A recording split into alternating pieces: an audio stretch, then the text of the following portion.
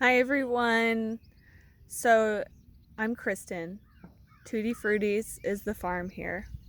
And this is my first year working with Black Plastic Mulch. And I just wanted to give anyone out there who hasn't worked with it things that I did not consider, even though I had talked to some other farmers who do use plastic mulch and have been using it for many years.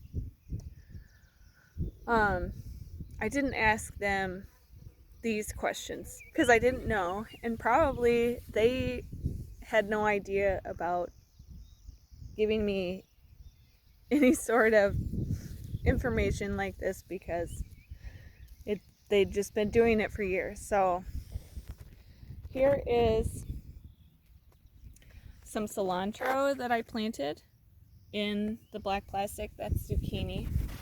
The goal is to have shade from the zucchini over the cilantro so that it continues to grow. And one of the things that I've noticed here, and I'll show you some dill, I planted some dill in here.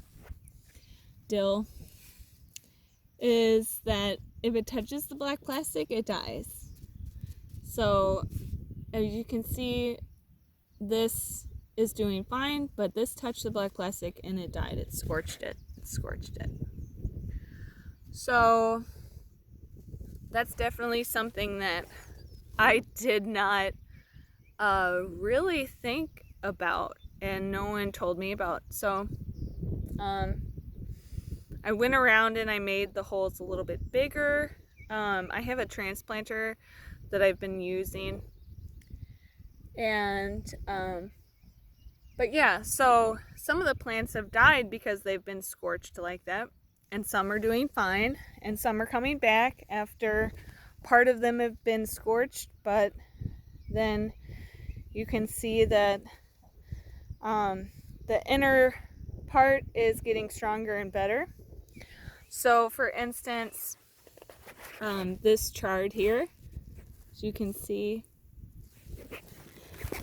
it touched here and you can see it's dying, but the inside of it is doing pretty good here.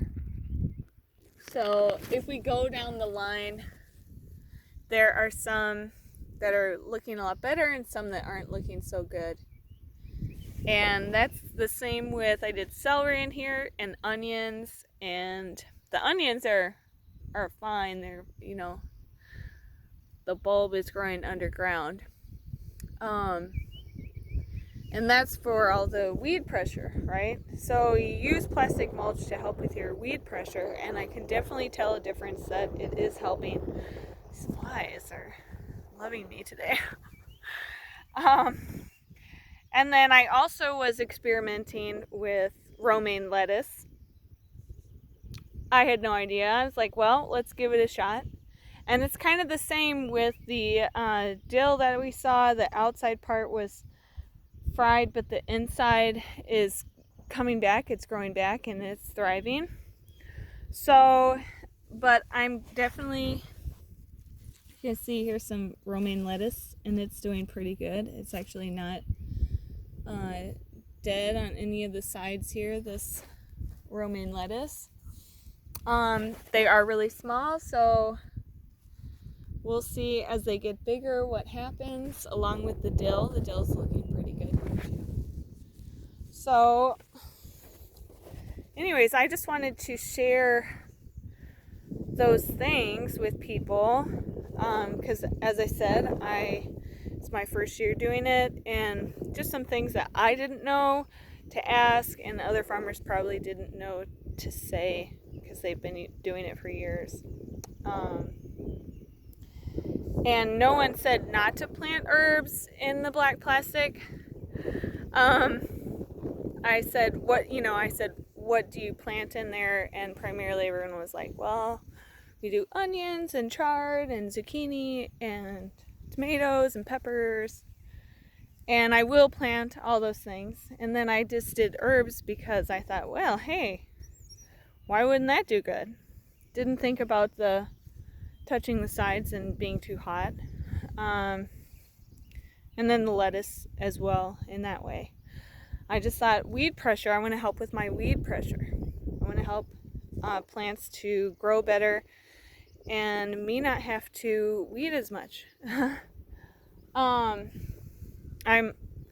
mainly just working out here by myself. There's someone that comes out once a week and is also helping intern, and then an intern every other week comes out.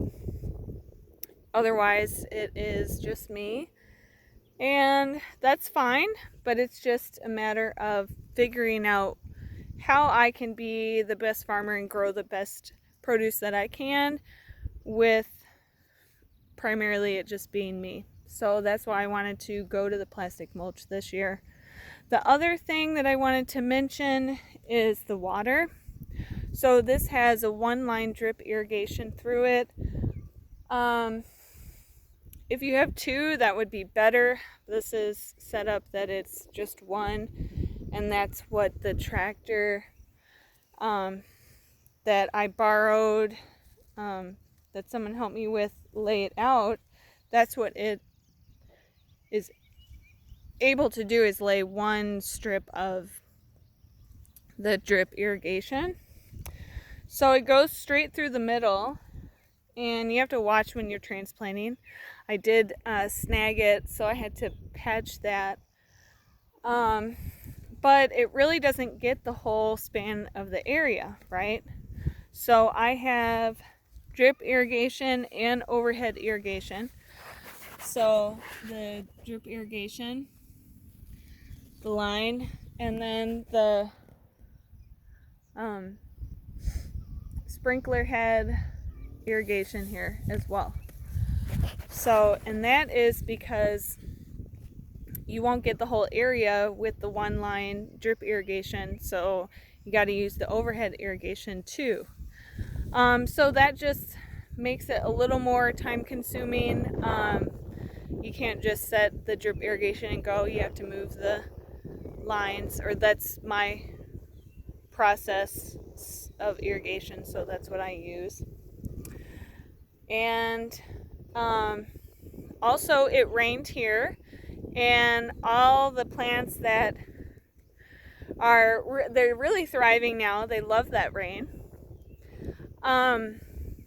But then now I'm transplanting today, and I'm like, oh yeah, because none of the water, none of the rain got through the black plastic, of course. And so everything that I'm transplanting right now, I'm setting it into its hole with the transplanter, and I'm like, why isn't this soil wet? Oh yeah, it was covered, of course, and so it's not wet, and I will have to irrigate this later. But the downside is that everything else is really soaked, and I don't want to drip irrigate because everything is soaked. And overhead irrigation is the way that I'll go to be able to irrigate what I've just transplanted. There's the transplanter, and there's some patty pan squash to irrigate the squash that I am transplanting right now. So anyways, those are just some things to think about before you use plastic mulch. Make sure that you have multiple drip lines of irrigation, or overhead irrigation and drip line. You're looking out for anywhere along the line that where the wind could actually take up the black plastic, because I did have that too. So it took up some black plastic last week, and I had to rebury it. But if you see this is really buried right here.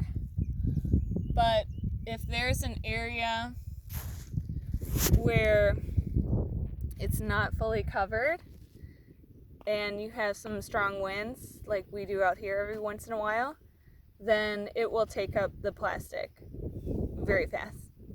So you gotta watch out for that. And yeah, so I think that's it so far. Watch out for the scorching. I really think that the plants that are growing up from the middle, that they'll be okay. They'll become stronger, and if they fall weak to the side and get scorched, it's not going to be the whole plant. It's going to be only a little bit, like we saw with the dill. And that I probably won't do as much romaine lettuce in there throughout the season. I'm growing multiple successions of romaine, and so I'll do that in the open bed area and not just in the black plastic, but because it's May in Minnesota and it's not that hot, but yet things are still heating up with this plastic. So it's really helpful with the weeds. I can't like express that enough. Like, it really is, like, I don't know. They take over for me. And I do like weeds, you know, different weed pressure things I've wanted to try. I'm trying landscape fabric this year too, to see how that differs. But also I'm looking forward to that because rain will get through that landscape fabric, unlike the black plastic mulch here where rain doesn't get through. So hopefully that will be kind of a good thing. I have two different areas where I'm testing the landscape fabric out, and I'll just show you one over here since I'm really close to it. But also the tarps, the wind, love to take up this tarp too. So as you can see, it's not like that big of an area, but I have two about this size, and it's 150 feet by 24, 28 feet. I can't remember exactly. But then the landscape fabric will go over this. But right now it's laying down, and it'll be down for 4 weeks before taking everything off this and laying landscape fabric down. I did not buy sandbags and do that. I know a lot of people that have used that trick. But I had all these T-posts at the farm, and I thought, well, why don't I use what I got? So instead of buying other things, and because all the black plastic, all this black tarp, I mean, that was, to me, it's a lot of money when you don't know how something's going to go. You just want to test it out. I think it was, and the landscape fabric and all the stakes and everything to hold the landscape fabric down, everything was about $1,500 or $1,600, and two areas that are, again, it's 150 feet by, I calculated 30 feet, but I know this isn't 30 feet, it's less than, because I have wanted overlap in my landscape fabric. Anyways, so I used these potting soil bags and filled them up with soil from the farm. And so it's just got, you know, regular soil that I would plant into out in the field in those bags. So that helps. And then all these T-posts, and I wrapped up the ends in it. And so there's a T-post in here. And so that's been a good way to help secure that and keep it down.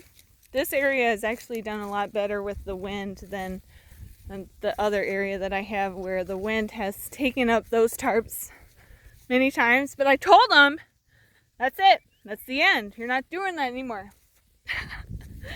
So, okay. Well, I think that's the end of this video, because I wanted to mainly focus on what I've learned so far with using black plastic mulch. All right, hope this helps someone, and happy farming, and help the plants grow and be beautiful. All right, bye.